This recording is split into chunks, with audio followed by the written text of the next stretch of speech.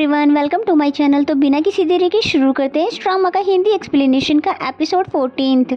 Episode के starting में हम देखते हैं कि जुआन और नैन्सी दोनों वापस आ रहे होते हैं, जहां पर नैन्सी से वो पूछता है कि तुमने यहाँ पर बहुत ही फ्रीली एंजॉय किया है और ऐसा लगता है कि तुम्हें इन लोगों के साथ कोई भी हेजिटेशंस नहीं होता है और तुम्हारा टाइम तो इन लोगों के साथ बहुत ही अच्छे से गुजरा है।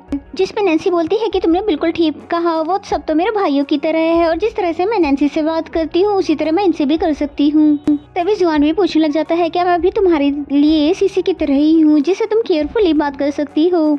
इसमें नैन्सी ने तो साफ मना कर दिया कि बिल्कुल भी नहीं, क्योंकि ना ही तो तुम मेरे बचपन के फ्रेंड हो ना ही मेरे क्लास फेलो हो। जिस पे जुआन भी इंसिस्ट करके पूछने लग जाता है कि मैं तो तुम्हारे साथ नोवेल लिखने में मदद भी कर रहा हूँ और तुम जब चाहे मुझे टेलीपोर्ट भी कर लेती हो, और इतना ही नहीं मैं तो तुम्हारा नेबर भी हूँ, तो कुछ न कुछ तो मैं तुम्हारा जरूरी लगता होऊंगा। जिसमें नैन्सी ने बोला क्या तुम भी मेरा भाई बनना चाहते हो उन लड़कों की तरह।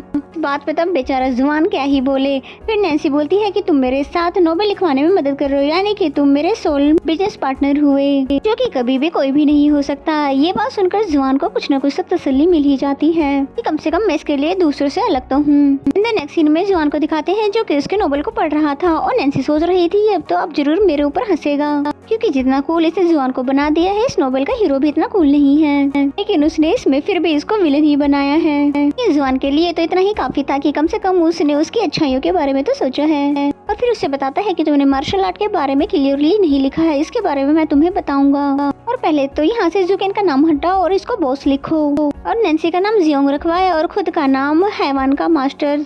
जुआन और साथ ही बताता है कि कल रात से तुम मेरे घर पर आओगे, हम रात में आउटलेट बनाएंगे बहुत अच्छी सी और हम नोवेल पे काम करना शुरू कर देंगे। नैन्सी भी उसकी बात मान जाती है और उसके जाते ही यहाँ पर जुआन बहुत ज्यादा खुश हो जाता है और अपने टैडी से बोलता है मैंने कहा था ना मैं अपनी फर्स्ट इंप्रेशन चेंज कर दूंगा। नेक्स्ट सीन में दिखाते हैं कि ये दोनों प्रॉपरली बहुत ही अच्छे से काम करना शुरू कर देते हैं और नोवेल को लिखने के साथ साथ प्रैक्टिकली प्रैक्टिस करके भी दिखाते थे। और यहाँ जुआन ने कुछ मार्शल आर्ट के स्किल्स भी दिखाए जो कि नैन्सी ने कभी नहीं देखे थे। और ये सब देखकर नैन्सी बहुत ज्यादा इम्प्रेस हो जाती है और इसी तरह से एंजॉय करते हुए और साथ में एक दूसरे का ख्याल रखते हुए इनका नोवेल भी कुछ ही दिनों में कम्प्लीट हो जाता है। और जुआन ने नोवेल का नाम बदल कर डायनामिक से माई हीरो रख दिया और नैन्सी ने दोबारा से उसे चेंज करके मिस्टर बैड रख दिया। नोवेल कंप्लीट हो जाता है, लेकिन नैन्सी बोलती है कि हम दोनों का डेटिंग वाला यहाँ पर मेरे को बिल्कुल अच्छा नहीं लगा। हाँ मैं मानती हूँ कि एक विलन भी हीरो हो सकता है, लेकिन हम दोनों का रोमांस रियल से तो बिलोंग नहीं करता।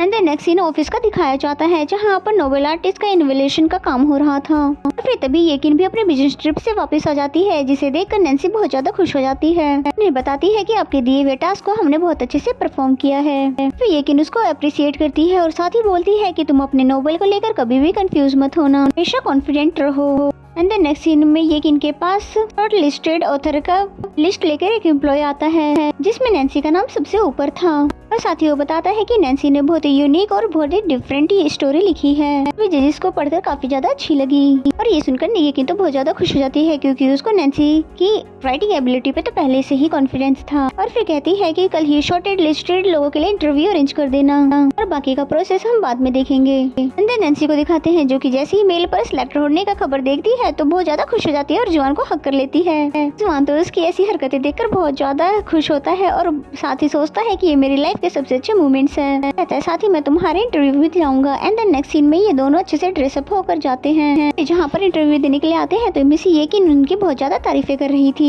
नैन्सी से कहती है तुमने तो अपने हीरो को डायरेक्टली विलन ही बना दिया और शायद ही किसी ने पहले ये स्टोरी ऐसी लिखी हो। और मार्शल आर्ट के लिए सारा का सारा क्रेडिट वो जुआन को दे देती है। वही रिपोर्टर ने भी उनकी टीम को ऑसम कह दिया और बाकी के प्रोसेस के बारे में तुम्हें बाद में बताया जाएगा। जुकेन को दिखाते हैं जो कि येकिन के बारे में सुनते ही बिना कुछ कहे उसके कैबिन में पहुंच जाता है। फिर जुआन भी जाते हुए बोलता है कि तुम्हें ऑफ टाइम पर मैं लेने के लिए आ जाऊंगा, जिसे सुनकर नैन्सी खुश हो जाती है कि इससे पहले किसी भी लड़के ने उसे ऐसे ट्रीट नहीं किया। देन जुकेन को दिखाते हैं जो कि वही बात पूछने लग जाता है जो कि उसे फेस टू फेस बताने वाली थी। और फिर येकिन भी थोड़ा सोचने के बाद बोल ही देती है क्या तुम मुझ में इंटरेस्टेड हो? ये मैं नहीं पूछ रही बल्कि मुझसे किसी ने पूछा था, इसलिए मैं तुमसे ये कंफर्म करना चाह रही हूँ। हम दोनों इतने सालों से फ्रेंड है और आगे भी रहेंगे। जिस पे जुकेन कुछ भी बोले बिना वहाँ से चला जाता है। एंड देन जुकेन को नेक्स्ट सीन में हमें उसके उसके घर पे दिखाया जाता है, जहाँ पर सोच रहा होता है कि इस लड़की को मेरी फीलिंग आखिर कब समझ में आएगी। एंड देन नेक्स्ट सीन में हमें नैन्सी और जुआन को दिखाते हैं जो कि वॉक करते हुए जा रहे होते हैं कि तभी उसको अपना कोट पहना देता है, जिसमें नैन्सी बोलती है तुम आज कुछ ज्यादा ही रोमांटिक नहीं हो गए हो। जिसपे जुआन बोलता है कि मैं तो बस तुम्हें नोबेल में लिखी हुई बातों को फील करवाना चाहता हूँ, और बताओ जरा हमने क्या लिखा था। नैन्सी बताती है कि हीरो हीरोइन ने साथ में खाना खाया, मूवी देखी और वॉक करते हैं, साथ में जैकेट पहनाया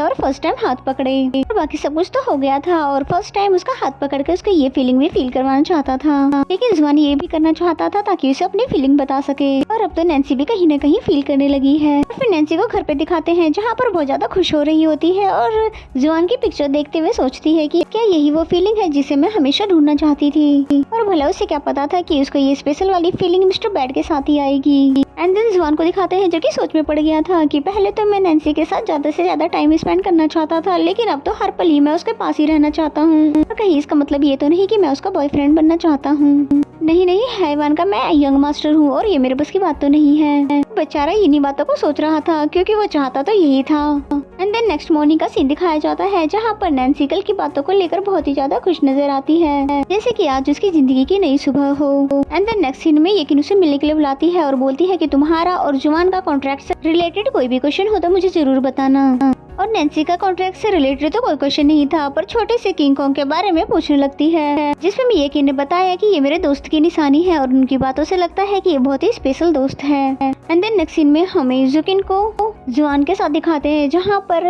जुकिन बोल रहा होता है कि ये लव फीलिंग्स इतनी ज्यादा मुश्किल क्यों होती है, जिसपे जुआन ने उसे आंसर किया कि तुमने इतने टाइम से उस लड़की को कभी समझा ही नहीं। जिसपे जुकिन जल्दी से जुआन से पूछने लग जाता है कि तुम भला ये कैसे कह सकते हो, तुमने तो कभी किसी लड़की से प्यार ही नहीं किया। और वैसे इतना ही मुश्किल तो जुआन के लिए भी था लव में होना, लेकिन फिर कॉन्फिडेंट होकर कहने लगता है कि इसमें इतनी मुश्किल बात क्या है, इसमें दो लोगों को इकट्ठे रहना है, एक दूसरे को ओबे करना है और फिर शादी करनी है और फिर बेबीज आएंगे और क्या। जुआन से मोटिवेट होकर जुकिन पहुंच जाता है यकीन के पास, फिर उसे बताता है कि मैंने नैन्सी का नोबेल दोबारा से रीड किया और मुझे पता चला कि मेरा क्रिटिसिज्म गलत था, यानी कि एक विलेन अगर कुछ गलत कर रहा है तो इसका ये मतलब नहीं होगा कि ये बुरा इंसान है, हो सकता है कि इसके पीछे उसकी कोई वजह हो। जिसपे नैन्सी भी समझ जाती है कि ये जरूर अपने दोस्त की छुपी हुई फीलिंग की बात कर रहा है। और फिर नेक्स्ट सीन में नैन्सी को दिखाते हैं जहाँ पर उसका ईमेल आया हुआ था कि सिलेक्टेड पर्संस को 2 दिन और 2 रातों के लिए फॉरेनर में जाना था। ये देखकर तो बहुत ज्यादा खुश होती है और सपनों में खो जाती है कि वो किस तरह से जुआन के साथ वहाँ पर एंजॉय करेगी। और अब तो नैन्सी भी इसके बारे में सोचने लग जाती है। इसका मतलब तो ये हुआ कि नैन्सी भी अब जुआन को पसंद करने लगी है। मिस जिया उसको ऐसे हंसते हुए देख लेती है और फिर जान बचाकर नैन्सी यहाँ से भाग जाती है। फिर जुआन के सामने बैठकर यही सोच रही होती है कि इसे स्पैन कॉर्नर के बारे में कैसे बताऊं, क्या पता ये मेरे साथ जाने से ही मना कर दे, क्योंकि उसको अभी तक ये नहीं पता कि जुआन उसे पसंद करता है। और बेचारे जुआन को तो अब ये टेंशन था कि अब नोवेल खत्म हो चुका है तो क्या तुम मुझसे मिलने के लिए रोज नहीं आओगी। जिसमें नैन्सी ने बोला क्यों नहीं, तुम्हें जब भी मेरी जरूरत पड़ेगी तो मैं जरूर ही आऊंगी। और फिर खाना बनाने के बहाने उसको अपने पास रोक लेता है, पर ये तो इसका परमानेंट सॉल्यूशन नहीं था। एंड देन नेक्स्ट सीन में हमें नैन्सी को परेशान दिखाते हैं जो कि ये सोच रही थी कि वो उसे जुआन को कैसे बताए कि उसे कहाँ जाना है, क्योंकि कहीं ये बात उसको बुरी न लग जाए, क्योंकि वो तो एक एंशिएंट है और वो हमेशा नैन्सी से दूर रहने की ही बात करता है। और फिर उसे मेरे साथ जाने में बुरा तो लगेगा ही, इतना बड़ा बोझ मैं अपने सिर से कैसे उतारूं, इसमें मैं किसकी हेल्प लूं। वो कहती ही है कि तभी जुआन उसके पीछे ही आके खड़ा हो जाता है और नैन्सी बेचारी तो ये सोच भी नहीं पाती कि ये क्या हो गया।